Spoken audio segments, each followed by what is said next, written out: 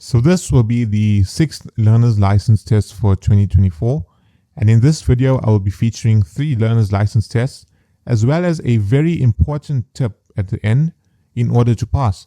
Now, from the people that do fail their learner's license test, about 70% of them fail because of the specific factor. Now, I will be going in depth on how to prevent this from happening to you and how to pass on your very first try. So if you want to see that, that will be after the first 3 tests. And as always, I show you guys the latest testimonials. However, for time's sake, I'm not going to be reading through them. You can pause the video if you want to read it. And yeah, let's get through this.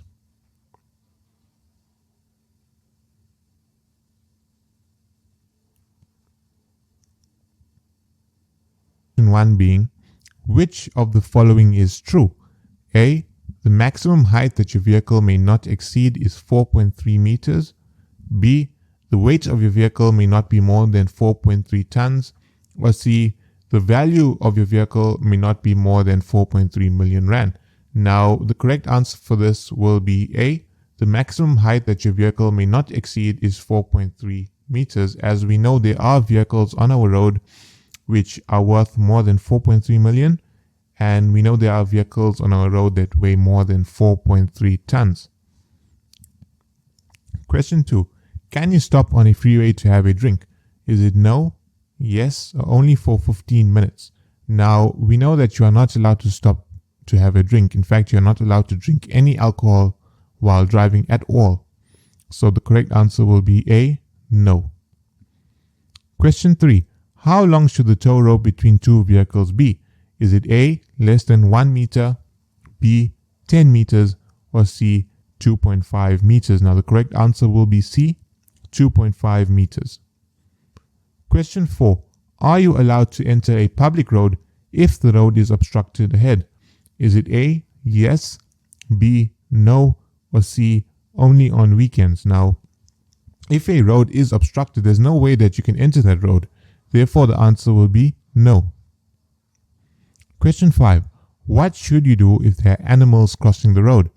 Is it A, stop your vehicle, B, continue as you have the right of way, or C, only stop if there are horses crossing? Now, irrespective of whether there are horses crossing, whether there are sheep or cows crossing, you have to stop your vehicle. Therefore, the answer will be A. Question 6. Are you allowed to use your vehicle on a public road if it does not have an effective fuel cap? Is it A, no, B, yes, or C, only if you drive a Toyota? Now, the correct answer will be no.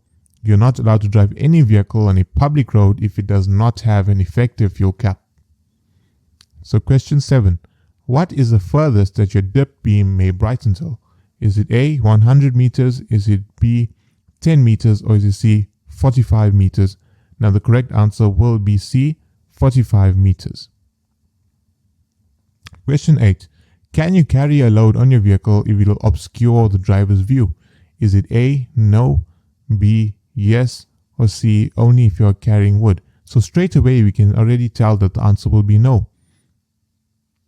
So question 9. What are you supposed to do if there are pedestrians crossing the road? Is it A, stop your vehicle and let them cross? Is it B, don't stop as you have the right of way? Or is it C, drive around them? Now, we know that if we do see pedestrians crossing the road, it is our duty to stop our vehicle and let them cross. Therefore, your answer will be A. Question 10. How often should you check your rear view mirrors? Is it every 5 to 8 seconds? Is it every 10 minutes or every 30 minutes? Now, the correct time will be every 5 to 8 seconds. Therefore, your answer will be A. Question 11. Are you allowed to park in a disabled parking if you are conveying elderly people? Is the correct answer A, yes, B, no, or C, only if you are over 65? Now, your correct answer will be no. Question 12. What is the speed limit for buses? Is it 150 kilometers an hour? Is it 275 kilometers an hour? Or is it C, 100 kilometers an hour? Now the correct answer will be C. Question 13. What are you supposed to do if you are driving in heavy rain? Is it A, increase your speed, B, decrease your following distance, or C, increase your following distance? Now the correct answer will be C.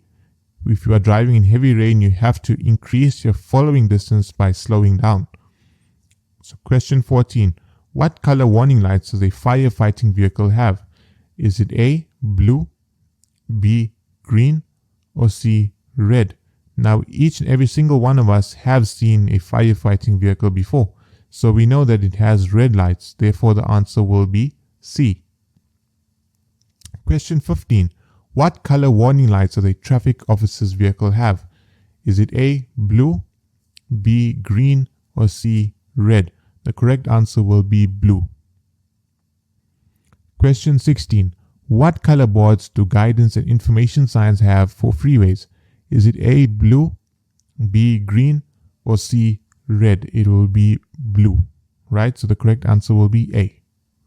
Question 17. What should you do first if you intend on moving forward from a parked position? Is it A, put your radio on, B, put your indicator on, or C, put your low beam lights on? Now the correct answer will be B. You have to put your indicator on first, right? That has to be the first thing that you do before you intend on moving from a parked position, right? Question 18. Where should you keep your driver's license? Is it A, on you while driving, B, at home when you get out, or C, at work in a safe cupboard? Now, as long as you are driving on a public road, your driver's license has to be on you while driving. So your correct answer will be A. Question 19. For how many meters should your hooter be audible? Is it A, 100 meters, B, 90 meters, or C, 80 meters? Now the correct answer will be B, 90 meters. Question 20.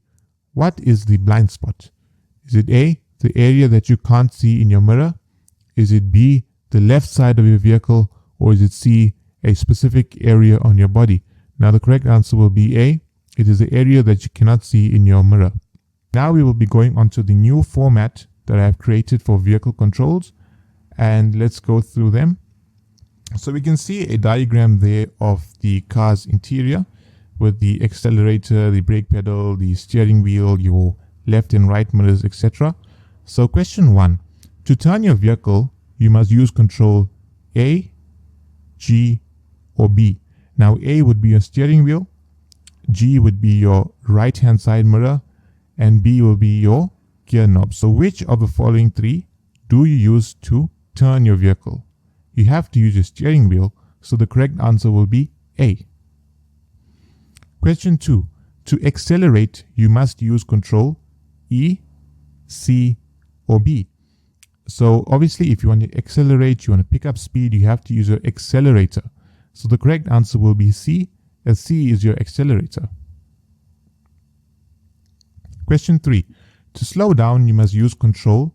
Is it D, C, or A? Now D would be your brake pedal, C would be your accelerator, and A will be your steering wheel. So which of the following do you use to slow down your vehicle? The obvious answer will be D, so your correct answer will be A.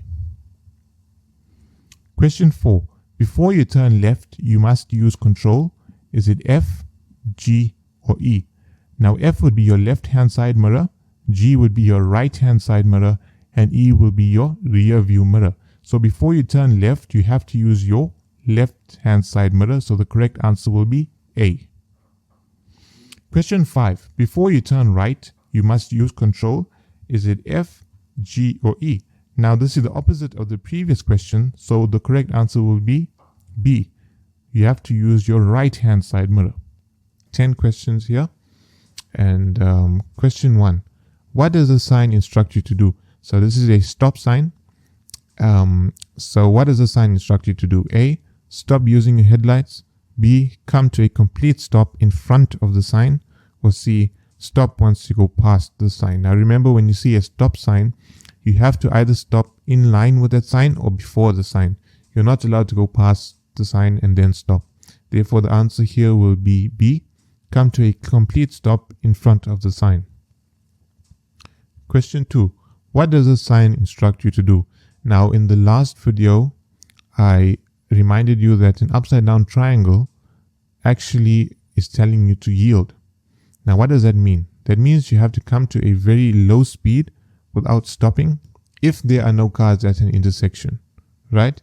If there are cars at that intersection, you will have to come to a complete stop. So what does this sign instruct you to do? A, turn left at the next intersection. B, speed up when you see the sign.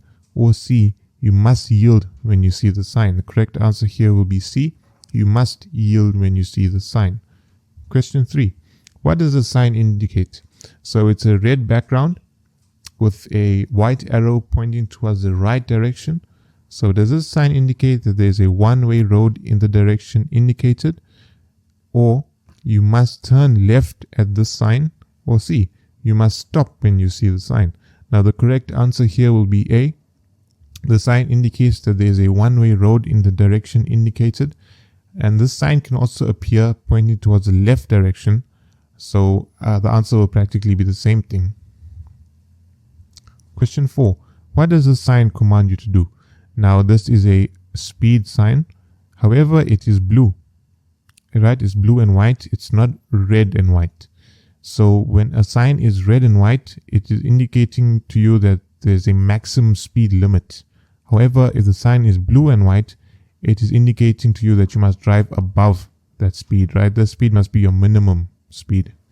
So A, your vehicle must be about 3 tons on this road. B, you must not exceed 50 kilometers an hour. Or C, you must drive above 50 kilometers an hour. Now the correct answer for this will be C. You must drive above 50 kilometers an hour. Question 5. What must you do when you see this sign? Now this is a blue sign with a white arrow pointing towards the left direction. A, you must look at your left mirror. B, you must keep right. Or C, you must keep left. The correct answer for this will be C. You must keep left. And if that arrow is flipped in the other direction and is pointing towards the right direction, then it is instructing you to keep right. Question 6. What does this sign mean? Now there's a arrow pointing towards the left direction and a red line going through.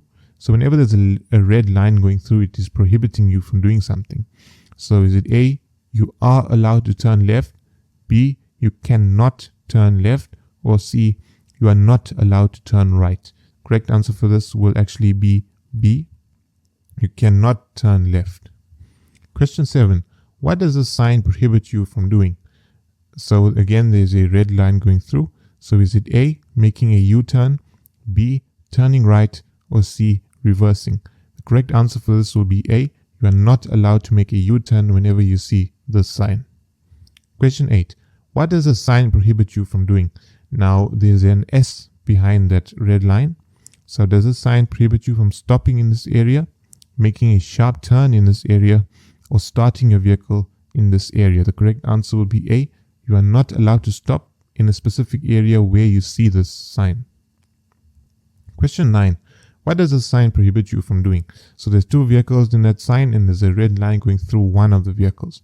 So does this sign prohibit you from racing in this area, overtaking in this area, or you are not allowed to own 2 vehicles? Correct answer will actually be B. You are not allowed to overtake in the area that you see this sign. Question 10. What does this sign mean? Now, I've said this before. This is a white and red sign, meaning that it's your maximum speed limit. So is it A, the speed limit is 100 kilometers an hour? B, you must drive over 100 kilometers an hour? Or C, your vehicle must not weigh over 100 tons on this road? Correct answer will be A, the speed limit is 100 kilometers an hour. We now go on to rules of the road, which has another 10 questions. Question 1. When should you increase your following distance? Is it A, when traveling in wet conditions? B, only when your radio is on? Or C, if you are driving on a Monday? Now, what is a following distance? So it is a distance between you and the vehicle driving in front of you, right? Directly in front of you. So increasing your following distance basically means your vehicle will either slow down and you will be increasing the distance between the 2 vehicles. So when should you do this? You should do this if you are traveling in wet conditions, because when it is raining, it takes your vehicle longer to slow down. So the answer will be A. Question 2. How often should you check your mirrors while driving? Is it A, you don't have to check your mirrors, B, every 5 to 8 seconds, or C, every 30 minutes? The correct answer here will actually be every 5 to 8 seconds, therefore it will be B. Question 3. What is the maximum speed limit on non-urban roads for a vehicle with a mass of more than 9,000 kilograms? Is it A, 120 kilometers an hour, B, 250 kilometers an hour, or C, 80 kilometers an hour? Now the correct answer here will be C. Question 4. Are you allowed to cross a solid white line while driving? The correct answer here will be no. You are not allowed to cross a solid white line at all.